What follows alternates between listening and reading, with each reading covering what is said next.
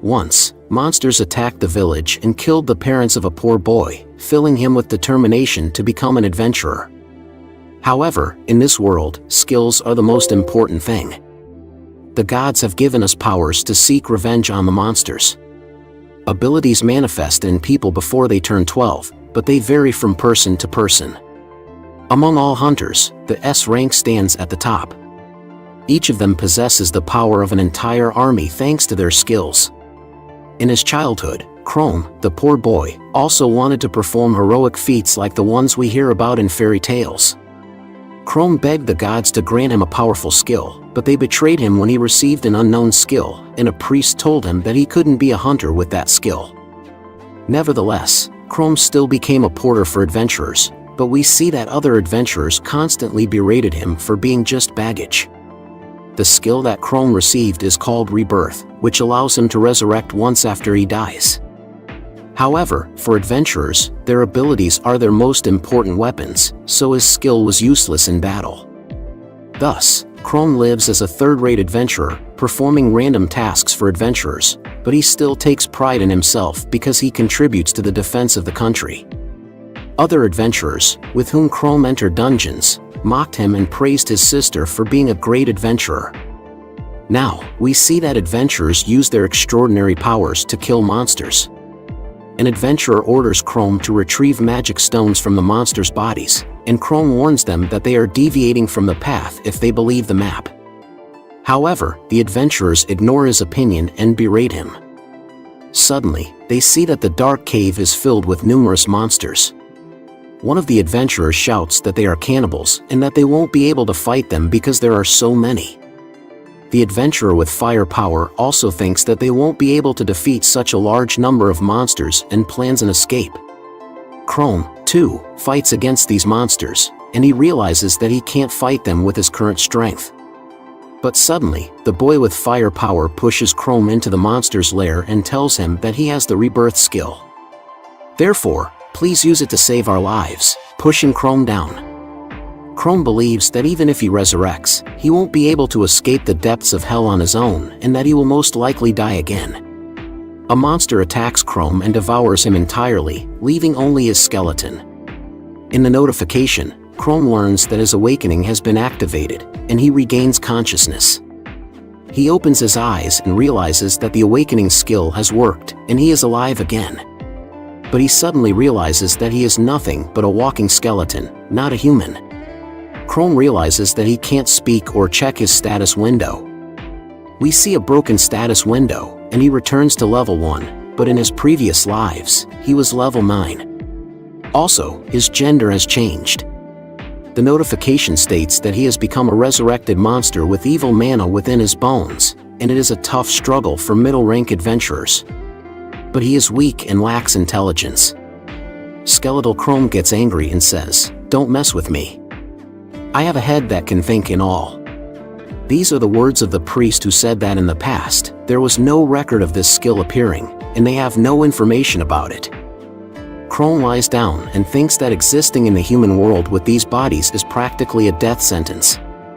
He remembers how his sister said that if he had no talent, only people with strong skills could become high-ranking adventurers. Chrome suddenly realizes that monsters can evolve if they level up and acquire more skills.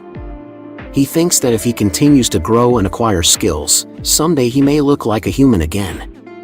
Chrome also thinks that if that really happens, he can become the high-ranking adventurer he has always dreamed of becoming. He also thinks that being a monster, he doesn't need food or sleep, and due to the lack of sunlight within the dungeon, he has lost all sense of time. He can't even tell if a whole day or weeks have passed since he became a monster. Chrome wonders if his sister has noticed his disappearance and wonders if she's probably counting her money and not worrying at all. He scolds himself for thinking such negative thoughts and decides to continue deeper into the dungeon to hunt stronger monsters. He pretends to be a dead skeleton in front of a red-eyed wolf. Chrome thinks that if he defeats this monster, he will immediately level up. However, the level difference between them is too great, and the wolf is much stronger and faster. Chrome relies on his intelligence and past combat experience and follows the monster through its territory. Now, Chrome pretends to be a dead hunter with a baggage bag near a crevice to replace the red-eyed wolf when it approaches. However, the monster is still not dead and grabs Chrome's hand, but Chrome fights back with his hand and kills the monster. Chrome gains 11 experience points and levels up from 3 to 5. The notification states that he has fulfilled the conditions for evolution, which makes Chrome really happy. He thinks that the monster's body is much stronger and more convenient than a human body. Chrome instinctively knows how to evolve, so he approaches a lake and begins his evolution, praying to the gods to make him more human-like. Chrome looks at his reflection in the lake and realizes that he has become a vampire. A vampire is a dead body turned into a monster, also known as an undead demon. He has sharp claws, and his greatest advantage is his regeneration ability.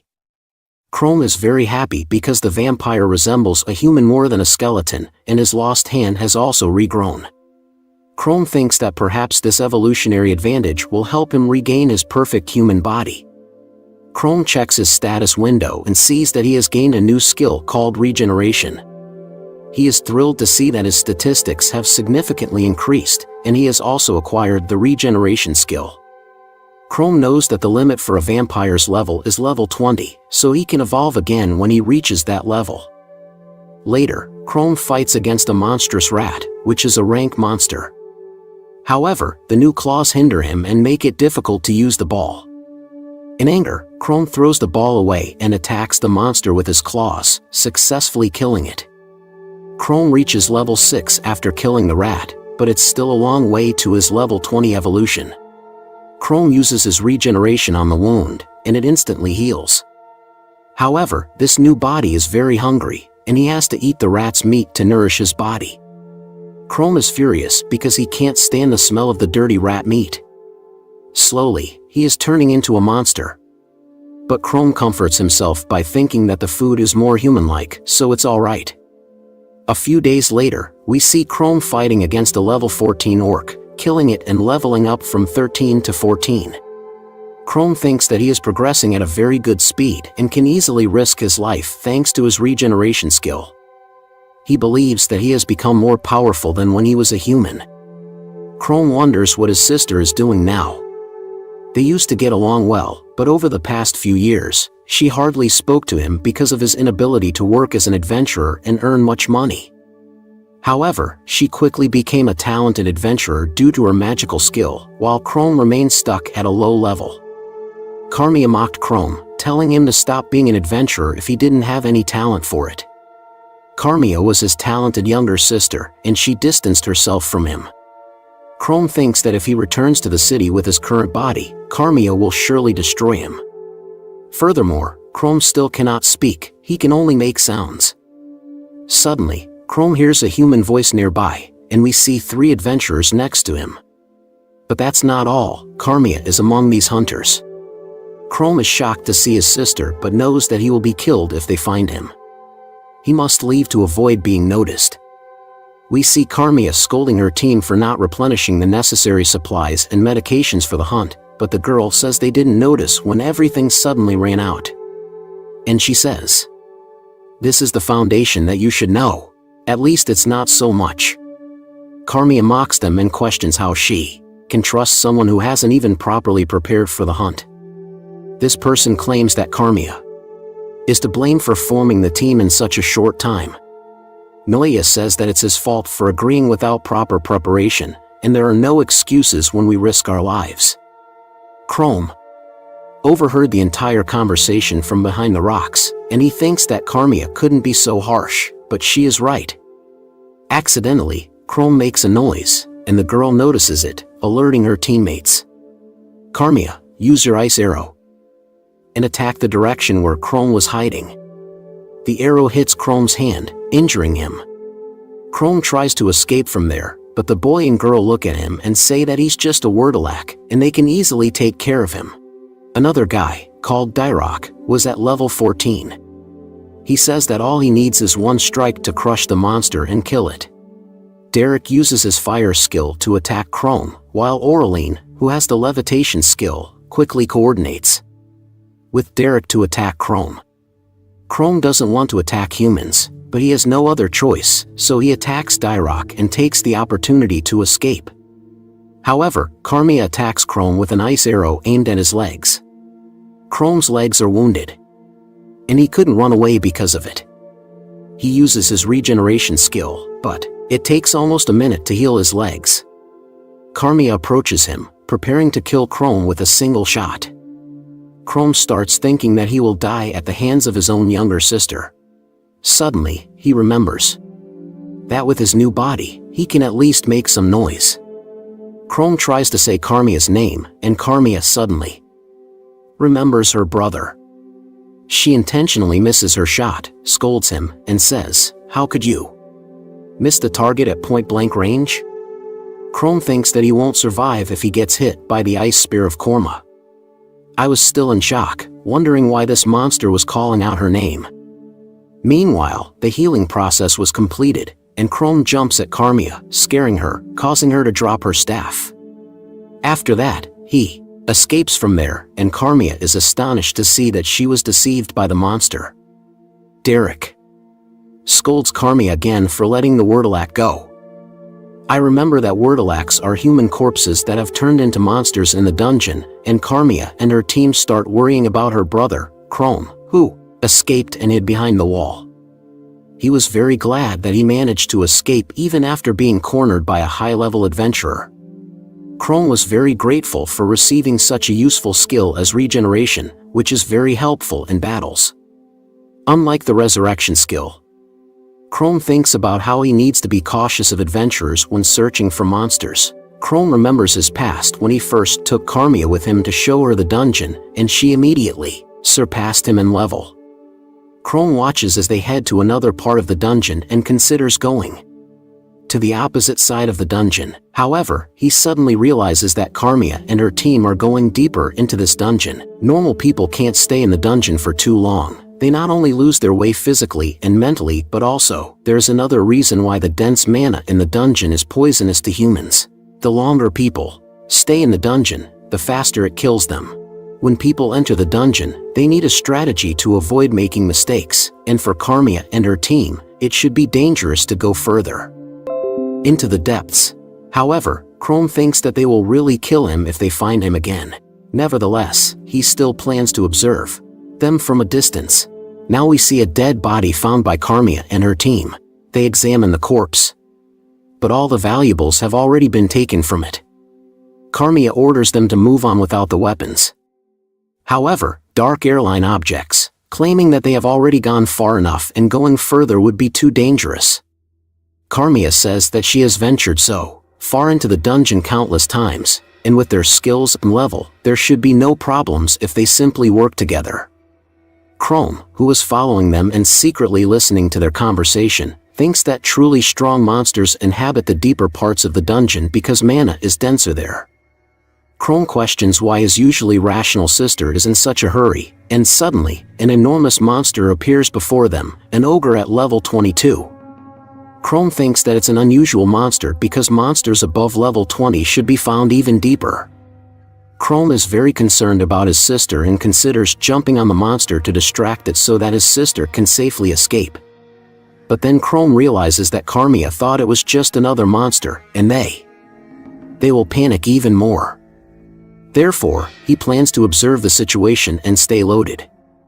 I warned you that we should return, but Carmia wisely says that with her magic, she can damage the ogre. So they will be invincible if they act together. Derek doubted if he could kill this monster or not, but he knew that even if he tried to escape, the monster would surely catch up to him and kill him. So he had no choice but to fight. Derek activates his flame coating skill, but the ogre suddenly attacks him. Reline uses her levitation skill to increase her speed and attack the monster, but the monster still reacts to her speed and easily sends her flying with a light strike. At the same time, Carmia prepares her magic and attacks the monster with ice arrows. But the attack doesn't do much damage to the monster, and Carmia realizes that she needs to use a more powerful attack to kill the ogre. Chrome, who is watching this spectacle, thinks that they don't have enough levels, and their coordination is quite weak. So why did I venture so deep into the dungeon with a random group? I think it's necessary to use the ice spear to defeat this enemy, but I need more time to prepare for that magic. And for that, Reline will have to distract the monster for an even longer time than now. Derek thinks that they are of such low level that they lack speed, strength, and magic. With such speed, they will surely die. Carmia orders them to attack and distract the monster, and if they prolong this battle, they won't have a chance of winning.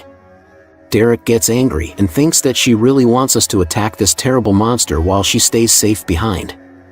It's nonsense. But suddenly, an idea comes to his mind, and he calls Lena and tells her something. Chrome, who is watching them, thinks that they are planning something. Lena and Dyrock start fighting the monster to keep its attention on them. Meanwhile, Carmia prepares her strongest attack, the ice spear. Dyrock suddenly signals to Lena, and they both retreat from a distance, leaving Carmia vulnerable in the middle of casting her spell. Chrome was very angry to see Derek and Lena leaving Carmia alone at such a critical moment. But fortunately, Carmia completes her ice spear and attacks the monster, severing one of its arms. However, the monster retaliates by hitting Carmia with its club, sending her flying. Chrome rushes to Carmia and hears Derek saying that it's all her fault, Carmia, and that she wanted to go so deep into the dungeon just to find her missing brother. Everyone knows that when adventurers disappear, they usually die soon. Chrome was deeply shocked to hear that Carmia took such a risk just to find him lying on the ground. Carmia was on the verge of fainting, muttering to herself about why she had to be so reckless when he was so weak. "Where did you go, you idiot?" And after those words, she loses consciousness. The monster is about to kill the unconscious Carmia, but just in time, Chrome, who was a Wordalac at level 14, arrives and protects her. Now, he has to fight against a level 22 ogre, which is ranked S. Chrome thinks that he is far behind the monster in terms of level, but since the monster only has one arm, he can't lose because Carmia's life depends on it. Chrome attempts to attack the monster where it doesn't have an arm, but it's still not that simple, and despite having only one arm, the monster's attack speed is monstrous.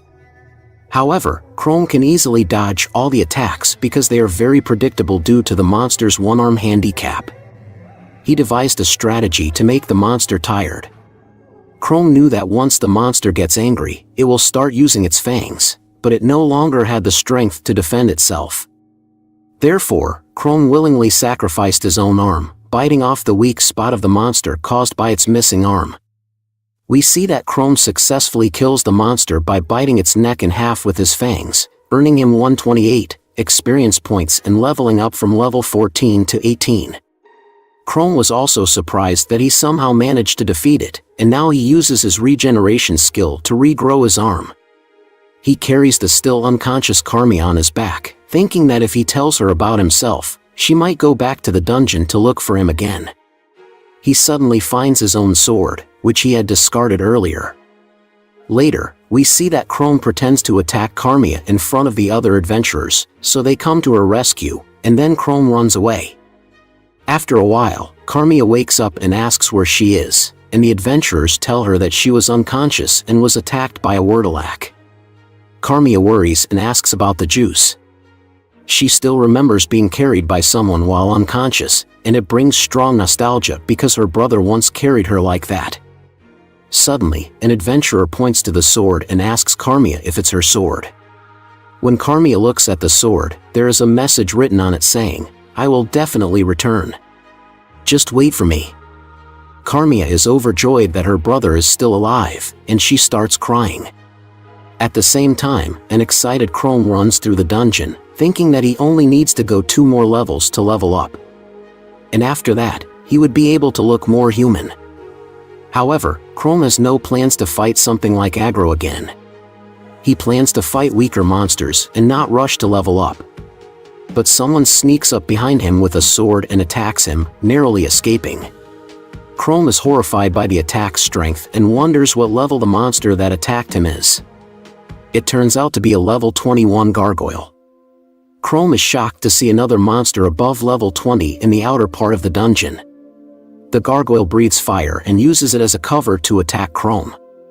Chrome is injured during the attack, but he somehow manages to avoid any critical injuries. Chrome finds himself in a difficult situation and believes that he has no chance of winning this battle. He tries to escape, but the gargoyle is incredibly fast and catches up to him. Chrome turns around and attacks the gargoyle with a punch, but it doesn't even scratch the monster. Chrome can't continue running because there is now a cliff in front of him. The gargoyle performs its fire attack again, but Chrome dodges it and makes the gargoyle fall, then jumps on it and attacks in midair. Finally, the damage from the fall helps kill the monster. Chrome gains 108 experience points and levels up from 18 to 20. Chrome looks at the monster and says, "Thank you, Mr. Fall Damage. Otherwise, I would never have won in a normal fight." Suddenly, Chrome realizes that he has reached level 20 and receives a notification that he has reached the limit level for ghouls, and his evolution conditions have finally been met. Chrome approaches the lake once again, hoping to become more human-like after his evolution. As he begins his evolution, we see that the overall structure of his body changes, and the notification informs us that a new stage of evolution has been reached, Mimic. Chrome has grown slightly, and a mask has appeared on his face. Chrome has become bigger, causing his clothes to lift up. He tries to remove the mask, but he can't. Chrome thinks that evolution brings him closer to his ideal strength, and he really wanted to look like a human. However, this new evolution makes him a perfect monster. Wherever he looks, a mimic is a monster that imitates the form of living beings to attack them. It is said that those who see its true form never return alive. Chrome thinks that this monster is stronger than a Wordalak. But what does imitation mean? He checks his status window and sees that he now has a skill called Masquerade. Chrome thinks that he might be able to turn into a human using this skill. He starts using the Masquerade skill, and the mask on his face begins to fall off. He finally undergoes a transformation, and when he looks at his reflection, he is completely shocked because he looks exactly like before. He has a raspy voice, but he can still speak. Chrome is very happy and thinks he would look like a real human if he just had a small part of his face hit. However, Chrome feels his strength leaving him. He checks his status window and realizes that his camouflage skill only allows him to maintain a human form for a limited time. Additionally, it consumes 1 MP every 10 minutes. Chrome knows that his maximum MP is 26, so he can only maintain his human form for about 4 hours. Chrome thinks it will be difficult for him to live in the city if he suddenly becomes a monster due to lack of MP. However, there is still hope because Chrome can level up to increase his MP. He hopes that his next evolution will make him even more human-like, so he decides to level up further. But suddenly, he feels a strong earthquake in the dungeon. The earthquake subsides after some time, but Chrome wonders if it was a sign of a catastrophe in the dungeon. According to legends, deep underground lie the corpses of giant monsters in a special space formed by their dark mana. If the dungeon is left undisturbed and the mana accumulates over time, it will lead to a surge of unnatural phenomena, and all monsters will emerge from the dungeon and attack everything in their path. Chrome suddenly remembers seeing a sign indicating the appearance of S-rank monsters in the outer part of the dungeon. But Chrome thinks it would be hasty to make a decision in these two cases. Suddenly, a gargoyle appears, and Chrome thinks it might be a dungeon catastrophe. The gargoyle immediately attacks Chrome, but he uses a stone to counter because he no longer has claws. Chrome couldn't gather his strength as he was in human form. The gargoyle uses fire, but Chrome, who already knew this trick, transforms back into a monster and tears off the gargoyle's neck. Now, Chrome uses his new regeneration ability on his injured body parts to heal them. Chrome believes that after his evolution, he will easily be able to defeat the gargoyle because he still has the regeneration skill. So he will likely be able to fight and defeat everyone alone. Chrome knows that monsters have a fatal weakness, but he doesn't have one. Furthermore, he has resistance to dungeon mana and doesn't even feel tired because he is undead. Chrome thinks that he doesn't have to be afraid, even if thousands of gargoyles were to attack him right now. But suddenly, a pack of gargoyles attacks Chrome, and he says, "I didn't mean that, I was just joking," and runs away, hiding. Chrome speculates that the number of powerful monsters appearing in the dungeon is increasing, indicating some change in its structure. However, after the crazy fight with the gargoyles, Chrome realizes that he has acquired laurels worthy of a defender, reaching level 21 with outstanding physical abilities, incredible endurance, and skillful use of his numerous skills. Chrome realizes that his opponent is much stronger in its shell, which suggests that the dungeon crisis is imminent. Chrome believes that in the future, dungeon bosses will start joining forces, thereby amplifying the lightning-fast resolution. Once they emerge, they will spread rapidly, causing destruction. The most effective way to stop this crisis is to destroy the dungeon's heart, that is, the boss. Chronix 2, without revealing their manipulations, overhear someone's footsteps. They hide and listen intently. On the other side, they identify the sound. Now we witness a powerful voice. Just a reminder, the dungeon catastrophe is approaching. If we don't act on it, it will be too late. Frank Fry, a level 20 adventure seeker, and Guido Gill, a level 19 raid player, are confident that they need to return and report their findings to the guild. However, Shelley Schultz, an 18-level player, interrupts them, stating that they should defeat the boss before anyone gets hurt. Guido warns them of the risks, but Frank believes that the dungeon catastrophe will only worsen over time, and they have a chance to encounter the boss before it becomes too powerful. Nevertheless, Guido cautions them against challenging the dungeon master without sufficient information.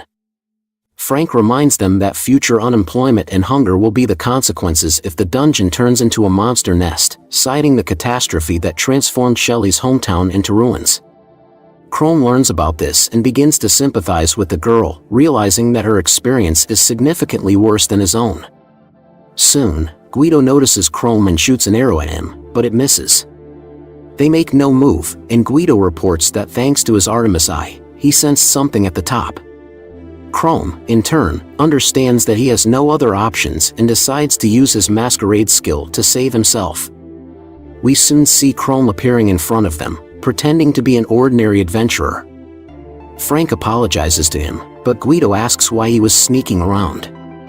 Chrome explains that encountering someone inside the dungeon can lead to trouble, even if they're not bandits. Guido senses a sinister energy emanating from this new person, while Frank considers Chrome an abnormal adventurer even after he conceals his true identity. The adventurers continue to regard him with caution. Frank apologizes for the arrow incident, but notices that Chrome is unharmed despite being in the middle layer of the cave. Chrome's clothes appear worn as if he has been here all day.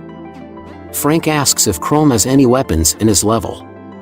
Chrome becomes nervous and fears that if they delve too deep, his mask will be revealed. Suddenly, Shelley mentions the catastrophe in the dungeon and asks if Chrome can handle it alone. Detter warns Shelley not to approach him, but she doesn't fear him and thinks he's a good guy. She even asks Chrome if he came here alone and what about his companions. Shelley cheerfully tells him that if he wants, they will help him safely escape the dungeon. Chrome starts running away and shouts, "I can handle it myself." Frank stops before attacking Chrome from behind. Shelley is concerned and asks if everything will be fine if they just leave him alone. Guido grabs Shelley's neck and tells her not to be so cruel to others. Frank suspects that Chrome is probably a criminal and thinks they might have had to fight, but Shelley's kindness allowed him to escape. Now let's just forget about this guy. Frank suggests that they should retreat or try to attack the boss. Guido Gill tells Vidar that it's up to him to decide. Vidar agrees that they should proceed because it will be easier to take care of it now, and they can always escape if needed. Shelley is delighted to learn that Guido agreed to help them get rid of the boss monster. Frank rushes towards Guido and says, "I knew you were a good person, and you'll definitely agree to help." However, Guido responds, "I'm only doing it because I can use you as meat shields anytime." Shelley reassures them, saying, "Don't worry, in the end, we are the best players in the guild. We won't be easily defeated." Shelley becomes serious and believes that as long as she can do something, she will never allow such a tragedy to happen again. Inside the dungeon, Chrome breathes heavily and looks around, wondering if they are being followed. Chrome recalls O'Shell and says, "It has been so long since someone spoke to me so kindly." Chrome thinks that it has been a week or so since he turned into an undead. Even his group members have been cold towards him. Chrome wonders what these people were talking about, challenging the boss.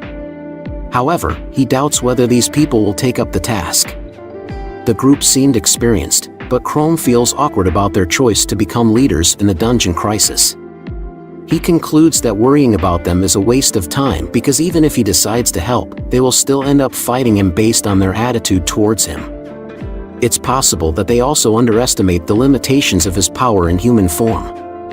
Elsewhere, Guido notes that this is too big of a place for just one monster, and it must be the dungeon boss. Frank remains vigilant, preparing for a battle with the most powerful monster they have ever encountered. Suddenly, they see the king of all gargoyles, a huge monster resembling a gargoyle. Shelley is astonished as the monster reaches level 30. Frank relies on his skills and asks Shelley to help him from the side. They both understand that giving it their all is necessary for victory. Frank initiates a powerful attack on the monster using his sword, but it proves futile. However, he notices a vulnerable spot and strikes it. Yet, even after this attack, the monster remains undamaged.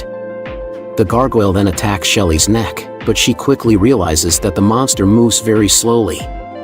Using her sword Princess's convincing technique, she starts attacking the monster.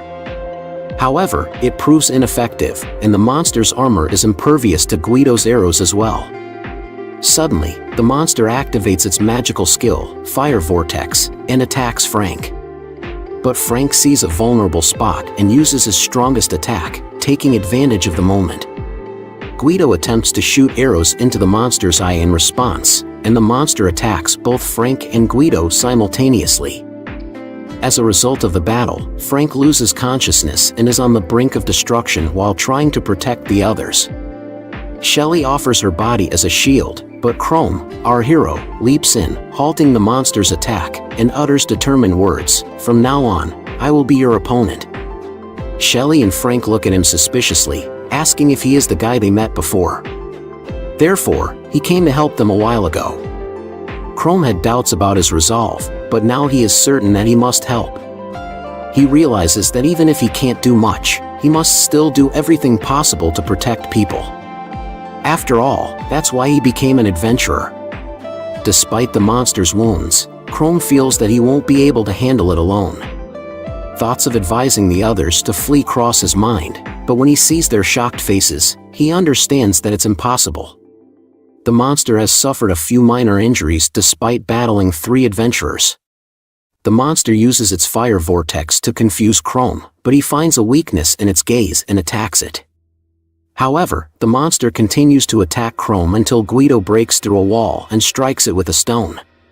This gives Chrome a chance for a final attack, and he defeats the monster. Unable to believe his eyes, Chrome realizes that he managed to defeat a monster much higher in level. He gains 630 experience points and levels up from 21 to 25. The dungeon was infused with evil mana that only the dungeon boss could gather. Now, after defeating it, they need to take steps to restore the dungeon to its normal state and return the monster to its normal life. Chrome worries about his undead state during the battle, but Guido and Shelley assert that they wouldn't have been able to defeat the monster without him. Regardless of where Chrome came from, they must have heard of him. Learning that he significantly raised his level thanks to this catastrophe, Chrome feels a surge of luck. Shelley thanks Chrome for saving their lives, and he notices that his mana is almost depleted, unable to hide his face any longer. He decides to leave, telling them that he doesn't have time for trivialities. Guido wonders what's wrong with this person who didn't even take the boss's stone, evidence that the catastrophe is over. Shelley notices that he saved them and left modestly without revealing his name. Guido wonders if there's something inexplicable about his behavior. Why is he wandering in the dungeon alone? He received a large wound but miraculously recovered. It was his talent. Frank, who was severely injured, suddenly stood up and accused Guido Gill of mistrust. Frank acknowledged that this guy saved them. Despite everyone being suspicious of him, there are some strange circumstances surrounding him. But he's a good guy. Guido spent a lot of time extracting the mana stone from the monster. Shelley asked Frank if they could take the stone now that Chrome defeated the monster. Frank replied that they needed the stone to show that the catastrophe was over and then pay for his help if they meet him again. Shelley agreed that they must meet Chrome again. Chrome returned to his original form as his mana was depleted. However, he was glad that his level was now 25, and he had 36 mana. His mana would be sufficient to maintain the masquerade for 6 hours. Chrome thought that his mom should recover after a full day of rest, and he would be able to hide for 12 hours. He contemplated developing his skills to reintegrate into human society and the Adventurer Guild in the capital. Everyone was shocked to hear about the catastrophe in the dungeon and the boss's defeat. Frank told them that he was telling the truth, and even for him, it was the first time seeing a level 30 monster. If that boss hadn't been defeated, the entire area could have become a monster nest. The guild master objected, finding it hard to believe because subduing such a monster alone is impossible. Frank told him that it wasn't them who defeated the boss, and the guild master asked, "Then who defeated this monster?" Shelley stood between them, saying that Chrome defeated the boss in an instant. The guild master and others were alarmed and asked, "Do you mean to say that this person single-handedly dealt with a level 30 monster?" The guild master scoffed at Shelley and said, "Your pretty little head has always been filled with nothing but flowers. So this must be your latest delusion." Shelley insisted that it was true, that they were saved by a man with a handsome face, sharp eyes, and white hair. Guido recalled the appearance of the so-called gallant guy. Shelley, with her slim cheeks, pale skin, and gloomy aura, and lifeless eyes. Guido remarked that she's exaggerating everything about him. Shelley defended, "That's not true. Vidar is trying to paint him in a bad light. I think this girl is head over heels for our guy because poor Guido hasn't even said anything yet. That's why I remind you to go to the gym and become strong." Now Frank clarifies the situation and says that they did help him a little, but there's no doubt that most of the credit belongs to him.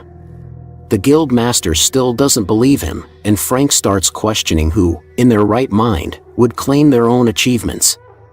When you see it, you'll understand that we really fought a level 30 boss. Other adventurers were shocked to see such a huge ominous magic stone, and someone noticed that it means the white-haired man really exists. But one adventurer objected, saying it's impossible. If such an adventurer existed, they would be famous. "So, you want to tell us that he did most of the work and then just left without taking the magic stones?" Someone suggests that maybe he's just a noble guy who wants to do good and doesn't want to stand out. Another person suggests he might also be addicted to battles. Shelley states that in the middle of her training, he could pass as a prince from afar. After all, he had very noble facial features. Korma, who heard the entire conversation, thinks that fighting a level 30 boss alone makes him a true adventurer. Korma worries because, according to her, her brother also disappeared in the same dungeon where this catastrophe occurred. She hopes her brother didn't get caught up in this catastrophe. Korma believes that now that the boss is dead, it will be safer inside. She wonders if she should visit her brother again. Now we see that Frank was very pleased with the reward he received, saying it was worth risking their lives. Guido says that this money will pay off their debts, allow them to buy new equipment, and maybe even have some money left for luxury items. But it's not worth their lives. Frank divides the money into 3 parts and distributes one to each person. He gives a little more to Shelley, who says she can't accept that because it's too much. Frank tells her not to hold back because she's going to her hometown for the first time in a long time. Frank warns Shelley to be careful because law and order in that city are worse than before. He says that she will repay him tenfold for his kindness. Now they bid farewell to each other. Vidar says that she is going to donate all this money to the church that raised her faithfully. She's basically throwing away the money instead of saving it for her own life. Frank suddenly becomes serious and says that it seems the mana from the depths of the earth is growing stronger every year. According to some great scholars, this entire kingdom will be engulfed by the dungeon within a century. So, it might be pointless for them to risk their lives and give money to orphans that they earn from dungeon catastrophes. But we humans are creatures who can't not do something, no matter how effective or meaningless it may be. Frank asks Guido if that's why he also agreed to fight the boss. Guido argues that it's already too late for this city. You know what they call this place, right? It's a ruined city, Outfield. Guido tells Shelley to hurry up and forget about this crappy city. On the other hand, we see our monster killer, Chrome, killing these poor monsters again for some small experience points. But ruthless and heartless Chrome thinks he hunted monsters almost all day, and he became so strong that he can't level up anymore. Chrome says he reached the limit of this dungeon. The boss is also dead, so adventurers will come soon to collect the magic stones from the dead monsters. So, Chrome has no reason to stay here anymore. Chrome thinks he needs to find another dungeon where he can level up. Chrome wants to return to Corme, but there are too many lovers living in the same area, so he can't go there. He contemplates that even if he assumes a human form, he can't completely hide his fangs or markings. He managed to deceive Shelley and others in the dark dungeon, but it would be dangerous to walk around the city. Chrome suddenly remembers hearing about a place called Outfield where, due to the dungeon catastrophe, nobody cares about corpses or monsters lying on the streets. Chrome thinks that if public order is so bad, no one will object to a suspicious guy like him. Chrome plans to take on a human appearance, find some clothes, and wear a hood to hide his fangs and skin color. He believes he can get money from the monsters he killed here. Now we see Chrome coming out of the cave for the first time after transforming into a monster. Now we see Chrome wandering through the city, and the situation is really bad, as people say. But the people living here look normal. It was nice for him to be among humans again, but he didn't like how people stared at him. So, he decides to buy better clothes as soon as possible to hide his face. Chrome decides to find an inn where he can hide after the masquerade is cancelled. Now Chrome goes to the Adventurers Guild in the city and sells 3 magic stones from monsters above level 20. The bartender says, "Such a weak guy, and how did you manage to get this stone without a weapon?" Chrome thinks these stones are from the gargoyles he picked up when leaving the dungeon and that they will bring him enough money to stay in the city for some time. The bartender offers him 500 gold coins for it. Frank is shocked and asks, "Are you kidding? Did you make a mistake or something? In the capital, I could easily get 10 times that amount." The bartender exclaims that they know very well that these stones were obviously stolen, but they don't ask for his name or number. And out of curiosity, they don't ask about his past or how he obtains his magic stones. The bartender says, "I don't even blame you for coming in clothes that still look like human bloodstains." Chrome didn't expect the situation to be so bad, and at this rate, he'll be broke in 2 or 3 days. Suddenly, a man blocks his path and says, "I don't recognize myself in your face, boy." Chrome asks what he wants. The man says, "I'm Jeff, and you don't need to fear me. I'm quite well known." Chrome replies, "Yeah, dumbass." Then, the man says that people like him would be kicked out and spat on wherever he goes. So, he decides to teach Chrome the local rules. Chrome wonders if there's a rule, and despite his appearance, this man could be a decent guy. But the man suddenly pushes Chrome against the wall and demands all the cash he collected from his petty theft. In return, he'll protect Chrome.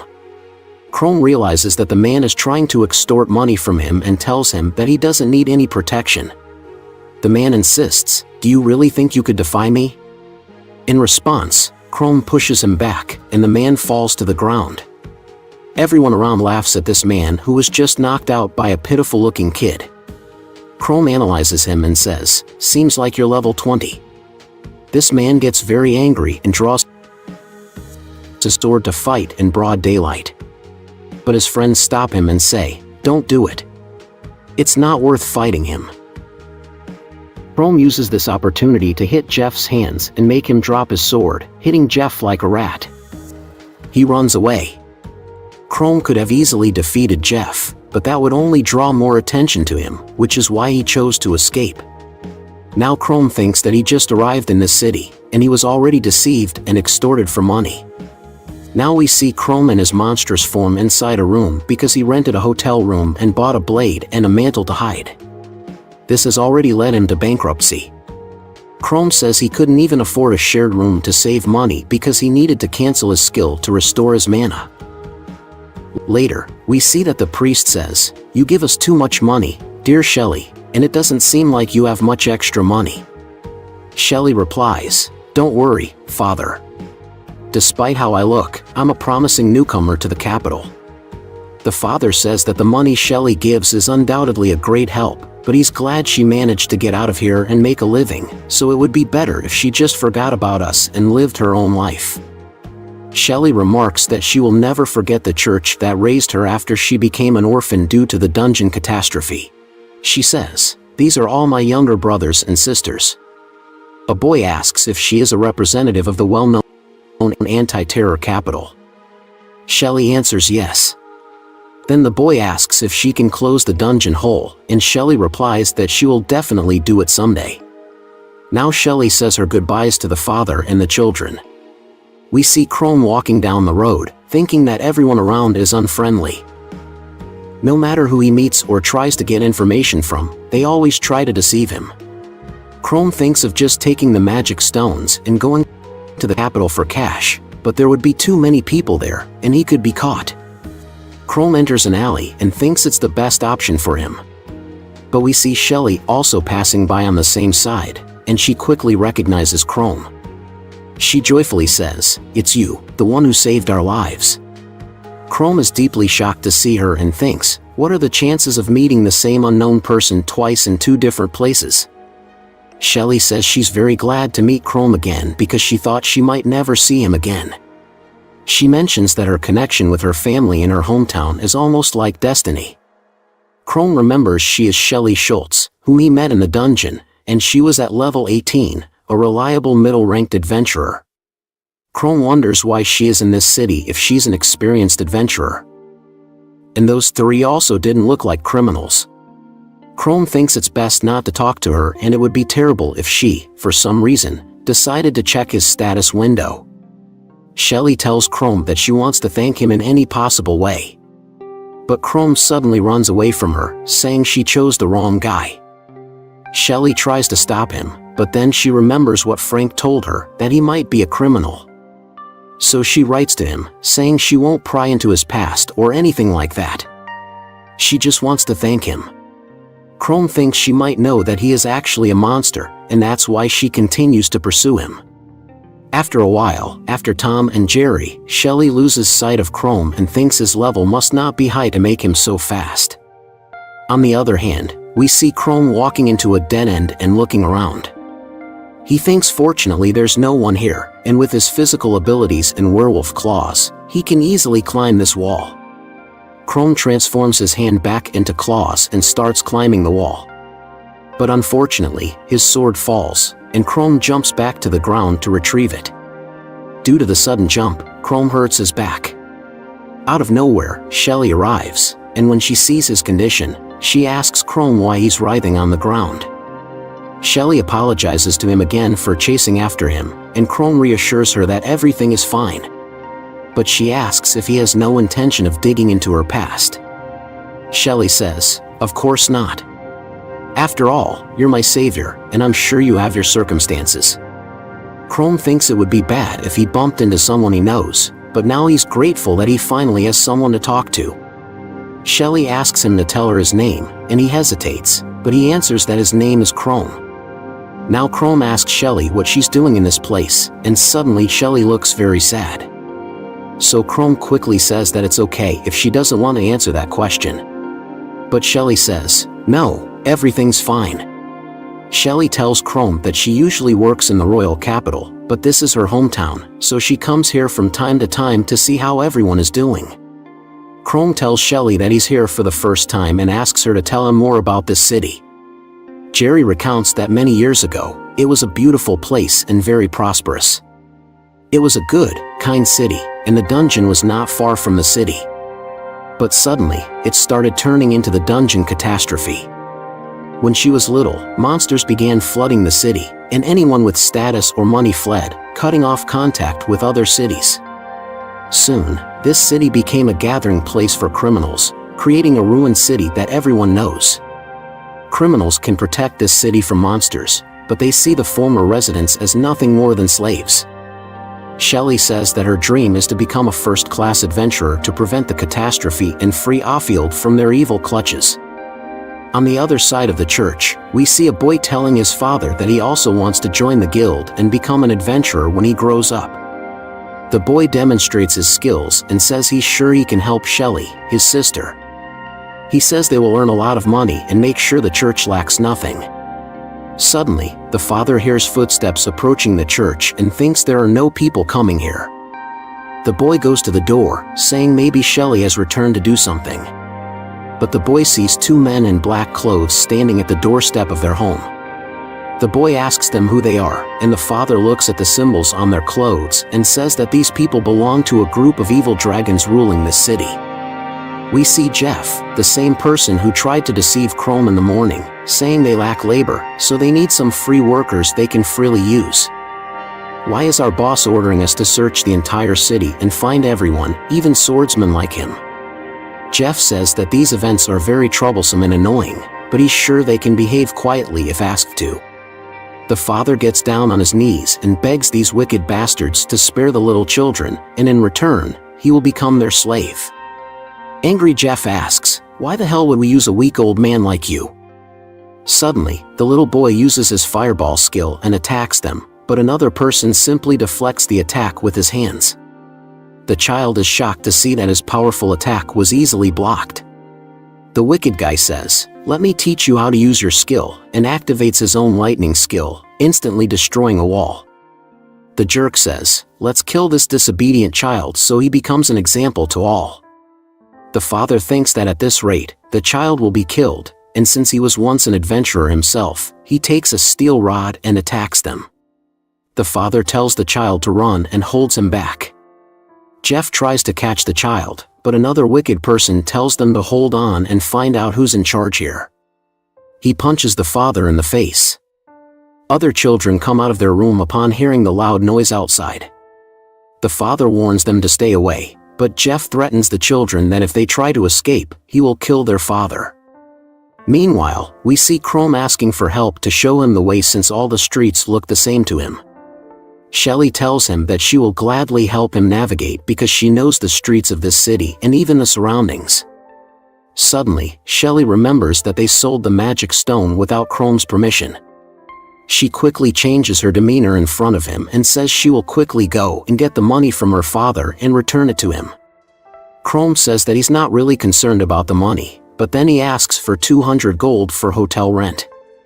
She quickly takes out the money from her bag. A little boy, crying, runs up to Shelly, and she tells him that he shouldn't come alone to this area because it's unsafe. The little boy says that some scary people came to the church and are planning to kill his father. Shelly tells Chrome that they need to leave immediately, but Chrome says he will go with them. Chrome helped them not only because Shelly was the only source of information he had, but also because it was personal since he, too, was an orphan raised by the church. On the other side, we see the old father enduring all this pain and being close to death. Jeff puts his foot on the father's head and demands his obedience, threatening to kill him. He spits on the father's face and says that he will still take the children even if he dies. The father says that even if it doesn't change anything, he wants the children to know that he loves them and that he will never give up. Jeff says he can't take it anymore and suggests killing him. He activates his skill and tells the children to watch carefully because this is what happens when you go against the evil dragons. Suddenly, Chrome bursts in and asks, "What the hell are you trying to do?" Jeff calls Chrome a cheap Pikachu knockoff, recalling how he was defeated by Chrome in the morning. Shelly looks at these people and says they are from the group of evil dragons ruling the city. The cheap Pikachu activates his lightning skill and says, "You know who we are, yet you're still trying to stop us. Then be prepared to die." Jeff looks at Chrome and says, "You're the guy who ran away with his tail between his legs. But who will save you now?" Jeff approaches Chrome, and Chrome points his sword at him, saying, "Understand me correctly. I treasure the fear of someone more disgusting than a monster." The cheap Pikachu rushes to help Jeff and engages in a lightning battle with Chrome. Chrome realizes that the cheap Pikachu is slightly stronger than Jeff. The cheap Pikachu also says that they are both high-level players and if Chrome leaves now, they won't pay attention to him. Chrome says that he will never back down out of fear of a filthy cheap Pikachu like him. Rito uses his lightning magic on his sword and says, "I'll burn your ass and turn it black before I kill you." Chrome understands that he won't be able to block this attack with his sword and that he may die if he gets hit. But Chrome is hesitant to transform into his monster form because Shelly and other people are there. However, Chrome realizes that he must do everything possible to save everyone. At that moment, the evil guy stabs Chrome, but Chrome transforms his body into a monster and holds the sword in his abdomen, using his monster's tough skin and regeneration ability. Chrome takes this opportunity and kills the cheap Pikachu. He then turns to help Shelly, who is fighting Jeff. However, seeing the dire situation he's in, Jeff uses poisonous mist to escape and warns that the group of evil dragons will come to seek revenge. Chrome heals his wound using regeneration and realizes that now they need to simply leave because he has even less MP left. Shelly tells her father that this place is no longer safe, and they need to evacuate quickly. However, the father says that they are damn poor and don't have the money to move to the capital. Chrome then asks about the whole catastrophe, and Shelly advises him to leave it alone because as soon as the capital sends a few knights to clear this place, all 20 knights will be destroyed. Chrome believes it's a perfect expletive because he needs higher level monsters than himself to level up quickly. Chrome thinks that if he gets rid of this catastrophe, the group of evil dragons ruling the capital will definitely come and take care of the evil dragons.